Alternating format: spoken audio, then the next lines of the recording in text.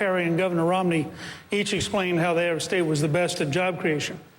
Brady Cassis, who works with me, went back and checked. In the 4 years I was Speaker, we created, the American people, not me, created more jobs in Utah than under Governor Huntsman, more jobs in Massachusetts than under Governor Romney, and more jobs in Texas than in the 11 years of Governor Perry. Now, I don't claim credit for that because it was done by investors and done by people. In fact, Mitt at that time was in the private sector as part of the job creation.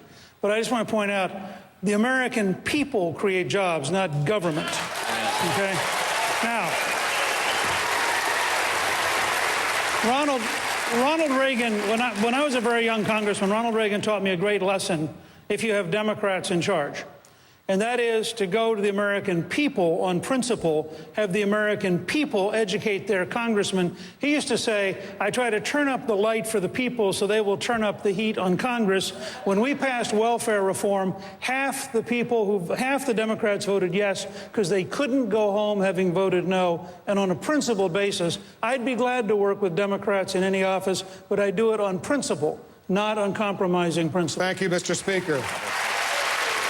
All right, we have a question via CNNPolitics.com. All of you profess to be pro-business candidates for president. Can you be pro-worker at the same time? Mr. Cain. The answer is absolutely yes, because I was a worker before I was an executive and before I was a business owner. Absolutely. And when I ran the National Restaurant Association, it is a collection of small businesses. Godfather Speaks is the same way. When I ran a region for Burger King, one restaurant is the basic fundamental business unit in this country. And so, yes, I know how to be pro-worker because I came from a pro-worker family.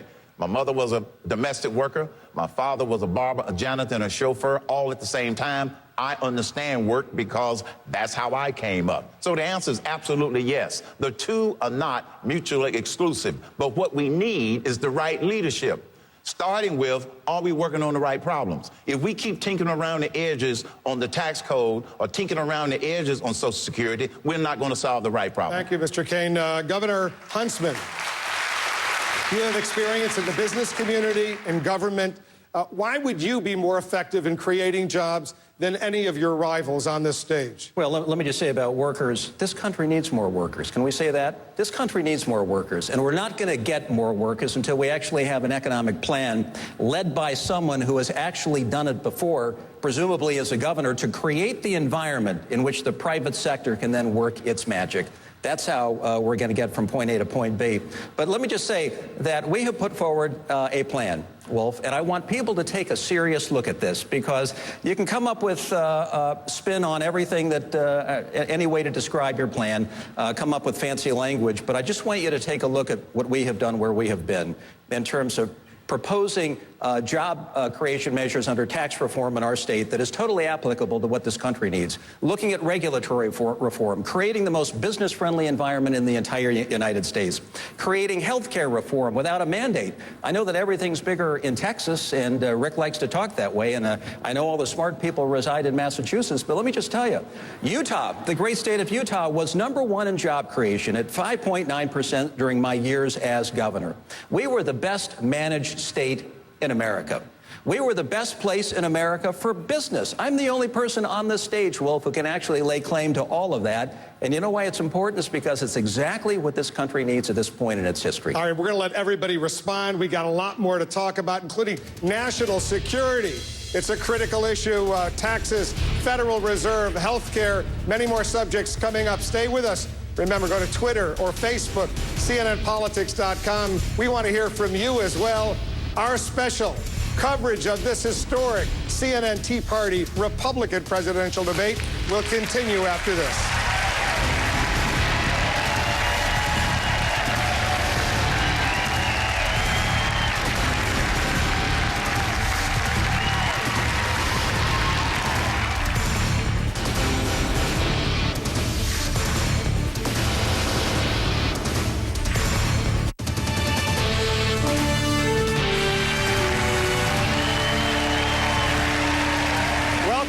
To the CNN Tea Party presidential debate. We're here in Tampa. Let's go right to a question from the audience. Please give us your name. Good evening. I'm I'm Steve Broutsong with the Tea Party of Greater Gaston County from Gastonia, North Carolina. My question tonight is, what is your position on the Federal Reserve? Should it indeed be audited and be held accountable by the American people? Senator Santorum. I agree with an audit of the Federal Reserve. I believe that what we should do with the Fed is to make it a single charter instead of a dual charter. I think the second charter that was instituted that had it be responsible for increasing employment and dealing with that leads to a fundamental distrust among the American people that they are taking their eye off the ball, which is sound money. They should be a sound money Federal Reserve. That should be their single charter, and that is it. With respect to some of the questions that were asked in the last segment on the economy, I would just say this. Some people say that Barack Obama's economy is a disaster. My feeling is it would have to make a dramatic improvement just to be a disaster. What we need to do is have a pro-growth plan that can pass the Congress with Democratic support, and as Newt mentioned, be able to rally the American people. What the American people want is a policy that's going to get people the opportunity to rise in society, to fill that great middle of America. And that is manufacturing jobs. That's why my plan takes the corporate tax, which is 35%, cuts it to zero, and says if you manufacture in America, you aren't going to pay any taxes. We want you to come back here. We want you to have Made in America stamped on your plate. Mr. Cain. Yes. You were once with the Kansas City Federal Reserve. Should it be audited? Yes, it should be audited. And secondly, I believe that its focus needs to be narrowed. I don't believe in ending the Fed. I believe in fixing the Fed. For many, many decades, the Fed did its job when it was singularly focused on sound money. When we wake up in the morning, we expect 60 minutes to be in an hour. Now, when we wake up because of some of the actions of the current Fed, we don't know what the value of the dollar is going to be. In 1988, it took $1.2 in order to be able to convert from Canadian to U.S. It is now totally reversed because of the current policies of the Fed. Thank you. Congresswoman Bachmann, you know that Governor Perry has suggested that Ben Bernanke, the head of the Federal Reserve, potentially should be tried for treason for what he's doing. Do you agree? Well, as President of the United States, I would not be reappointing Ben Bernanke, but I want to say this. During the bailout, the $700 billion bailout, I worked behind the scenes against the bailout because one thing that I saw from the Federal Reserve, the Enabling Act legislation is written so broadly that quite literally Congress has given the Federal Reserve almost unlimited power over the economy. That has to change. They can no longer have that power. Why? Because what we saw with all of the $700 billion bailout is that the Federal Reserve opened its discount window and was making loans to private American businesses. And not only that, they were making loans to foreign governments. This cannot be. The Federal Reserve has a lot to answer for, and that's why it's important that they're not only audited, but they have got to be shrunk back down to such a tight leash that they're going to squeak. It's one thing to say you wouldn't reappoint him, Ben Bernanke, to be head of the Federal Reserve. It's another thing. Do you agree or disagree with Governor Perry that potentially he's engaged in treason? Well, that's for Governor Perry to make that decision. My opinion is I would not reappoint Ben Bernanke. You stand by those remarks, Governor? I said that if you are allowing the Federal Reserve to be used for political purposes, that it would be almost treasonous. I think that is a very clear statement of fact. I am not a fan of the current chairman allowing that Federal Reserve to be used to cover up bad fiscal policy by this administration, and that, I will suggest to you, is what we have seen. It is a travesty that young people in America are seeing their dollars devalued in what we don't know if it was political or not because of the transparency issue. But I stand by this, that we need to have a Fed that is working towards sound monetary policy that creates a strong dollar in America, and we do not have that today. Governor Romney, is there anything you disagree with Governor Perry on that point?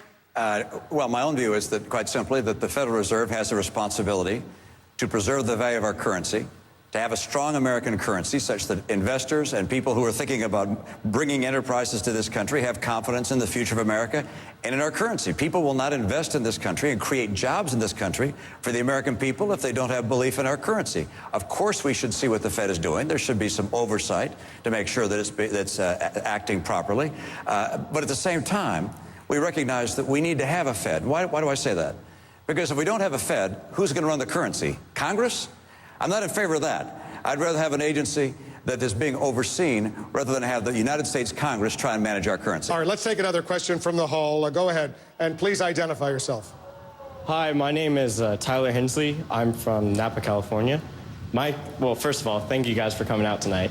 My question is, out of every dollar that I earn, how much do you think that I deserve to keep?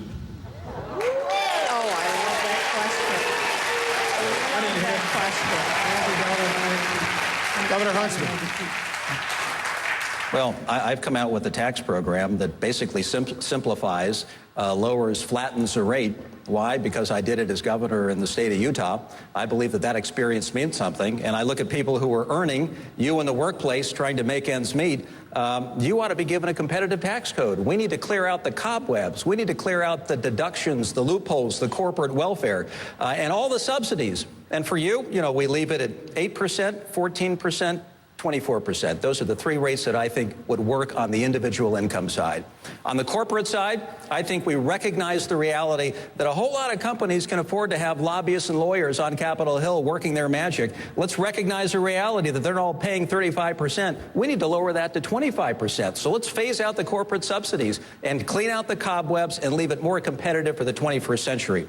I can tell you by doing that with our tax code, and I know because we did it in a state that took us to the #1 job creator in this country, it will leave you and your generation a whole lot better off. But the thing that you all need to be worried about is the debt that is coming your way, because we have a cancer that is eating away the core of this country called debt. And it's going to eat alive this country until your generation gets active in the 2012 election cycle and finds a leader who can address debt and growth. Thank you, Governor. Speaker Gingrich, some of the biggest companies in the United States, the oil companies, they get, I guess what some would call government handouts in the form of tax breaks, tax exemptions, loopholes. They're making billions and billions of dollars. Is that fair?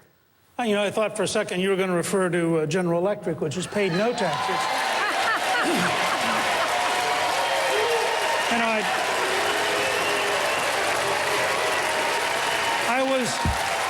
I was astonished the other night to have the president there in the joint session with the head of GE sitting up there, the president talking about taking care of loopholes. And I thought to myself, doesn't he realize that every green tax credit is a loophole? That everything he wants, everything General Electric is doing is a loophole? Now, why did we get to breaks for ethanol, breaks for oil and gas, et cetera? We got to them because of this idea which the young man just represented. If we make it possible for you to keep more of your own money, you will do more of it. We have a simple choice. We can depend on Saudi Arabia, Iran, Iraq, Venezuela, or we can encourage development in the United States of manufacturing, as Rick said. We can encourage development of oil and gas. We can do it by saying, we're going to let you keep more of your money if you create more of what we want. I'm for an energy-independent America, and that means I favor people who create energy. But I just want to follow up, Mr. Speaker. If you eliminate some of those loopholes, those exemptions, whether for ExxonMobil or GE or some other companies, there are those who argue that is, in effect, a tax increase, and it would violate a pledge that so many Republicans have made not to raise taxes. Yes, a lot of people argue that. They're technically right, which is why I'm cheerfully opposed to raising taxes. This government, we have a problem of overspending. We don't have a problem of undertaxing. And I think that it would be good for us to say, we're not going to raise any, which is why I'm also in favor of keeping the current tax cut for people who are working on Social Security and Medicare. I think trying to raise the tax on working Americans in the middle of the Obama depression is a destructive policy. So I don't want to have any tax increase at any level for anyone. I want to shrink government to fit income, not raise income to try to catch up with government. All right, let's go to Cincinnati.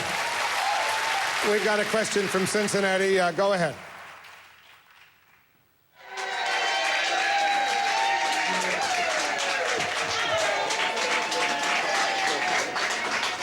My question is, would any of you be willing to support the fair tax? Governor Romney. Fair tax basically is a national sales tax. Yeah.